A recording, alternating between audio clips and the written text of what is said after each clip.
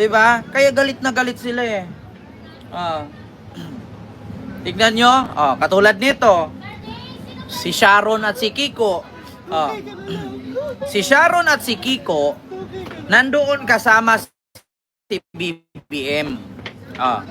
Ngayon, ibig sabihin daw doon, kampi na daw ni BBM ang kakamping. Ano bang nakalagay kay BBM? 'Di ba? Ang tema ni BBM nung tumakbo siyang presidente, unity team. Bakit? Lahat ng mga kaaway mo, kausapin mo ng maayos, magsanibwersa kayo para sa ikaunlad ng bansa. 'Di ba? Alam niyo sa totoo lang, malaking insulto kay Sara Duterte yan. Nag-uniteam ka, tapos ikaw ngayon ang umalis. 'Di ba? Nag-uniteam ka, pero ikaw yung umalis. Bakit? Hindi mo kasi gusto na ang kalaban maging kaibigan. Bakit? Kasi gusto mo ikaw lang maghari-harian. Yun naman totoo eh. Kaya ngayon, mga loyalista, wag po kayong magtaka na kung bakit ang mga kakamping halos kumakampi na sa Marcos administration. Alam nyo kung bakit? Mas nakita kasi ng mga kakamping at Liberal Party, no, ang mabuting puso ni Bongbong Marcos. Bakit sila kakampi sa mga Duterte? Mga kriminal nga yan, mga kawatan pa. Di ba? Doon na lang ako kay Marcos, kahit binato mo na, tahimik lang. Pero iba ang balik. Di ba? Kaya nga unity team eh. Alam mo minsan yung mga DDS, ito yung pinakamalaking sakit sa kanila eh. Hindi nila naintindihan ano ibig sabihin ng unity team. Unity. Alam niyo ba ibig sabihin ng unity? Pagkakaisa. Ngayon, kung ayaw mo ng pagkakaisa at gusto mo kalaban mo yung mga kalaban mong politiko, hindi ka talaga uunlad. Hindi uunlad ang isang bansa kung sa 1,000 kananirahan sa isang lugar, 100 kalaban mo, hindi kayo uunlad. Bakit? 500 sa'yo, 500 ayaw sa'yo. Paano kayo uunlad? Mangyayari dyan, mahahati kayo. Magiging 2 bansa kayo.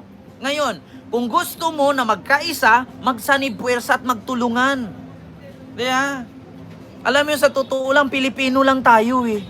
Pero ang mga DDS, hindi nila gusto yun. Bakit? Hindi sila Pinoy. Kasi taga Mindanao sila, Republic of Mindanao.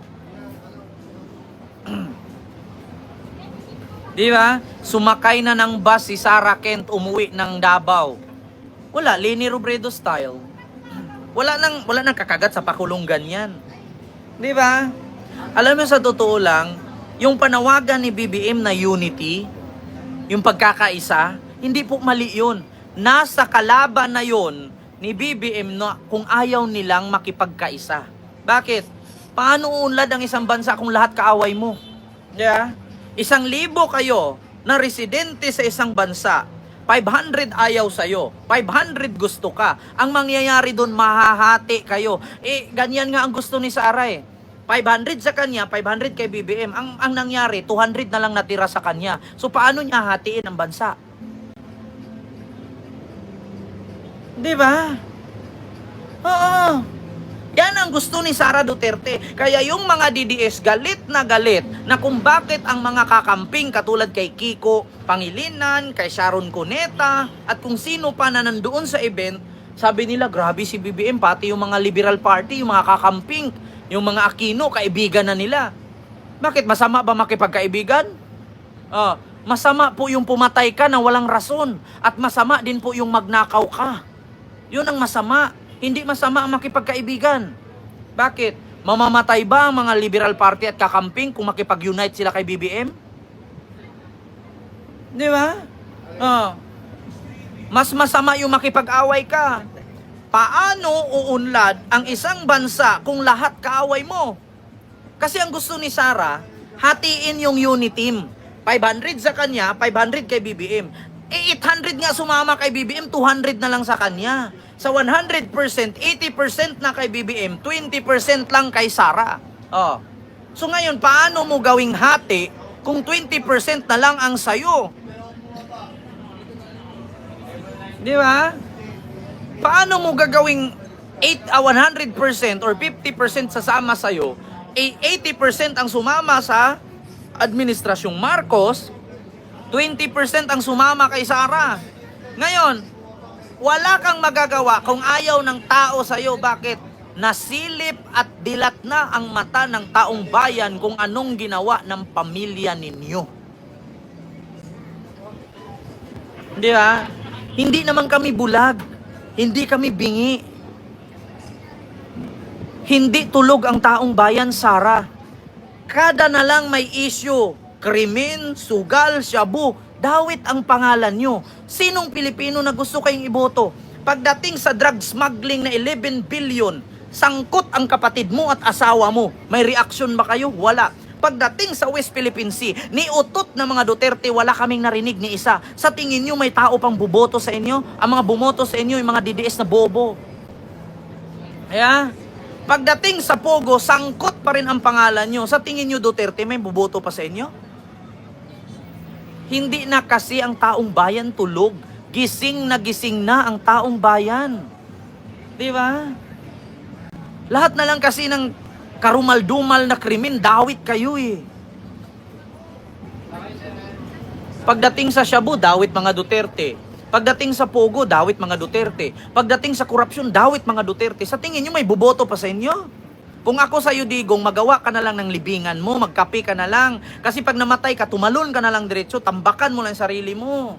Huwag ka na tumakbo, Mayor, tapos pupunta ka sa inyo, iyak-iyak ka dyan sa mga barangay. Hindi sanay ang tao, Digong, na umiyak ka. Oo. Kaya yung mga tao ang sabi, hala, akala ko matapang, ba't umiyak? Alam mo, sa totoo lang, ang daming tao sa Davao nagulat nung umiyak si Digong. Bakit? Bakit umiyak yan? Ang tapang-tapang yan. My God, I hate drugs. Ganon. Nagulat ako nung nangampanya si Digong.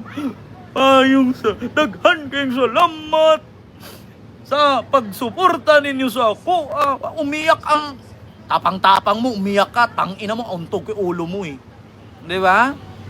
Ay, Diyos ko.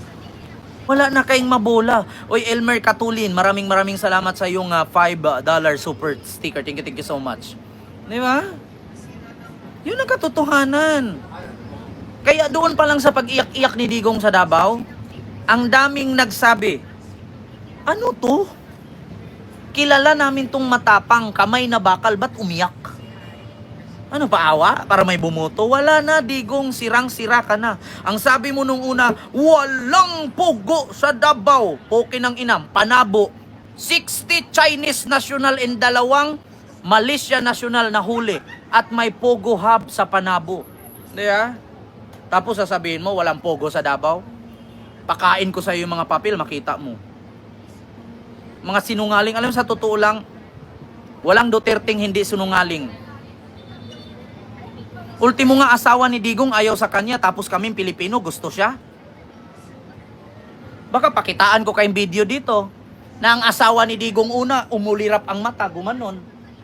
Bakit? Galit ang asawa niya sa kanya kasi pangit ang ugali niya. Di ba? Ito bago tayo mag-end ng live, bigyan ko kayo ng aral. Sa totoo lang, ang kaunlaran nag-umpisa sa sarili. Ang disiplina nag-umpisa sa pamamahay.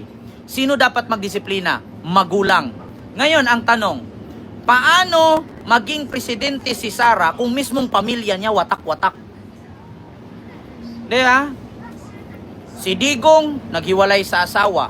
Si Sara, hiwalay sa asawa. Tapos pamunuan mo ang Pilipinas? Ayusin niyo muna yung pamilya ninyo bago kayo mamuno sa Pilipinas. Diba? Pamilya nyo nga, kalat kayo eh. Tapos Pilipinas, pamunuan ninyo. Sino pang maniniwala sa inyo? Diba? Pamilya nyo, kalat-kalat. Magulang ninyo, naghihiwa-hiwalay. Tapos kaming Pilipino, pamunuan ninyo, ayusin nyo muna yung pamilya ninyo bago kayo mamuno sa Pilipinas. Diba? Alam mo, sa totoo lang nakakahiya po. Maraming politician na dapat mamuno sa bansa. Diba? Alam mo, sa totoo lang, kahit hindi ko man yan binoto si BBM nung last election, kay Isko ako eh.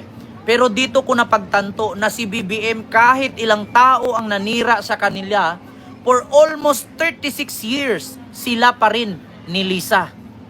Ba't hindi nyo subukang silipin ang pamilya ni Sara, pamilya ni Duterte, kung anong pamilya meron sila? Di ba? Kasi mahirap kasi. Pag ikaw presidente, dapat modelo ka sa bansa. Paano ka maging presidente kung mismong pamilya mo kalat? Tapos pamunuan mo kami? Kung mismong pamilya mo nga, hindi mo maayos-ayos? Tapos kami mga Pilipino, dadagdag pa sa'yo? Come on, what the heck? Diba? Ganun lang kasimple. Hindi mo kailangan ng malaking pondo or ayuda para iboto ka namin. Iboto ka namin kung maganda ka, maging modelo sa bansa. Pamilya mo nga, kalat kayo. Tapos pamunuan mo Pilipinas, mas kalat pa sa inyo. Paano mo mapapabuo? Yeah? Ang pamilyang Pilipino kung asawa mo at ikaw may kanya-kanya kayong karibal?